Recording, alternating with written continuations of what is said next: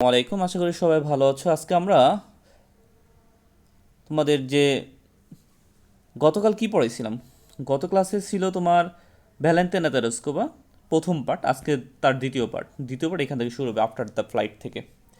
After the flight অভিযানের পর of Yuri Gagarin the first human, প্রথম মানব, হ্যাঁ হিউম্যান বিং, প্রথম মানব টু ট্রাভেল, ভ্রমণ করে টু আউটার স্পেস, মহাশূন্যে, 1961, অর্থাৎ ইউরি গ্যাগারিন 1900, পুরুষ লোকের কথা বলছে, ইউরি গ্যাগারিনের 1961 সালে মহাশূন্য অভিযানের, হ্যাঁ, প্রথম মানব হওয়ার পর সোভিয়েত ইউনিয়ন একজন নারীকে মহাশূন্যে পাঠানোর সিদ্ধান্ত নেয়। তারপরে বলছে কি, ওয়ান কি 16 ফেব্রুয়ারি, 16ই ফেব্রুয়ারিতে কি বলছে, 16ই ফেব্রুয়ারিতে দেখো এখানে বলছে 16ই ফেব্রুয়ারিতে প্রোলেট্রিয়া, দরিদ্র বা অসহায়, ভ্যালেন্টিনা তেরেস্কোভা কি ওয়াজ সিলেক্টেড, নির্বাচিত হয়েছিল ফর দ্য প্রজেক্ট, এই প্রজেক্টের জন্য। অর্থাৎ পুরুষ যখন পাঠানো হয়েছে 1961 সালে, 1962 সালে সোভিয়েত ইউনিয়ন সিদ্ধান্ত নেয় যে একটা মহিলা পাঠাবে। আর এই দরিদ্র ঘরের, অর্থাৎ দরিদ্র এই ভ্যালেন্টিনা তেরেস্কোভা কে নির্বাচিত করা হয় 1962 সালে সেই নারী হিসাবে ফর দিস প্রজেক্ট, এই প্রকল্পের জন্য। ফ্রম অ্যামং, হ্যাঁ, ফ্রম অ্যামং মোর দ্যান 400, হ্যাঁ, অ্যাপ্লিকেশনস, অর্থাৎ 1962 সালে 16ই ফেব্রুয়ারিতে ভ্যালেন্টিনা তেরেস্কোভা কে নির্বাচিত করা হয় এই প্রকল্পের জন্য। কত মানুষের মধ্যে থেকে ওনাকে গ্রহণ করেছে তা কি জানো? হাজার হাজার কি নারীদের থেকে ওই ভ্যালেন্টিনা তেরেস্কোভাকে নির্বাচিত করা হয় এই প্রজেক্টের জন্য, এটাই বলছে। Tereshkova had to undergo, Tereshkova সহ্য করেছে, কি করেছে? তেরেস্কোভা সহ্য করেছে, আন্ডারগত কি সহ্য করেছিল। আচ্ছা, তেরেস্কোভা হ্যাড টু আন্ডারগো, তেরেস্কোভার সহ্য করতে হয়েছিল এ সিরিয়াস অফ ট্রেনিং, একগুচ্ছ প্রশিক্ষণ নিতে হয়েছে খুব ধৈর্য সহকারে। তারপর বলছে কি, সেন্টারফিউজ টেস্ট, কেন্দ্র বিমুখী পরীক্ষা করতে হয়েছে, রকেট থিওরি, রকেট তত্ত্ব পড়তে হয়েছে, স্পেস ক্রাফট কি ইঞ্জিনিয়ারিং, মহাশূন্যের প্রকৌশল সম্পর্ক জানতে হয়েছে। তারপর 120, হ্যাঁ, প্যারাশুট জাম্প, 120 বার প্যারাশুট জাম্প দিয়েছে তিনি।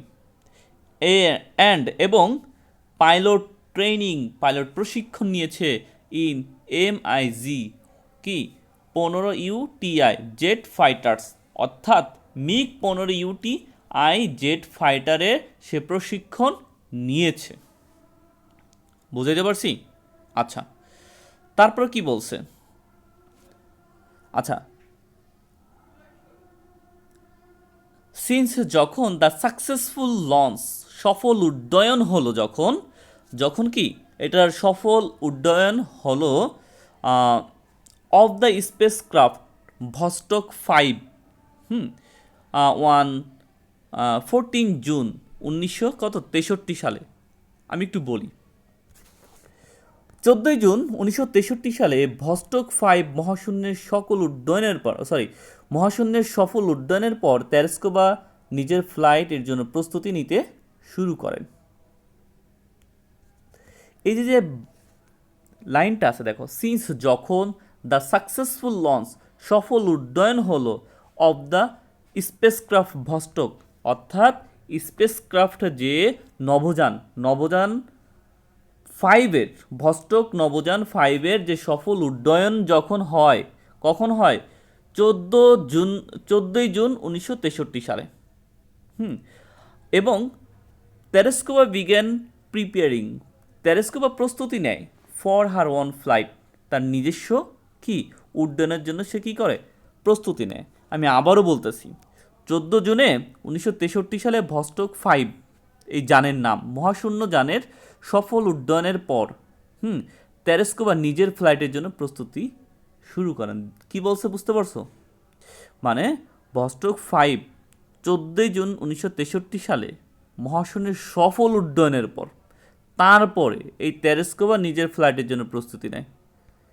আচ্ছা, তারপর বলছে কি দেখো, অন দ্য মর্নিং ভোরবেলা অফ কি 16 জুন 1963 সাল, Tereshkova and her back up, Tereshkova এবং তার সহযোগী কনজুমার নভোচারী কি সোলোভিয়াকে ওয়ার ড্রেসড পোশাক পরিধান করানো হয় ইন স্পেস শুটস মহাশূন্যচারীর অ্যান্ড এবং টেকেন টু নিয়ে যাওয়া হলো the space shuttle launch pad, space shuttle launch প্যাডে তাকে নিয়ে যাওয়া হয়। অর্থাৎ যেখান থেকে মহাশূন্য যাত্রা শুরু হয় ওই জায়গাটার কথা বলছে, বাই বাস। কী দিয়ে নিয়ে গেছিলো তাকে?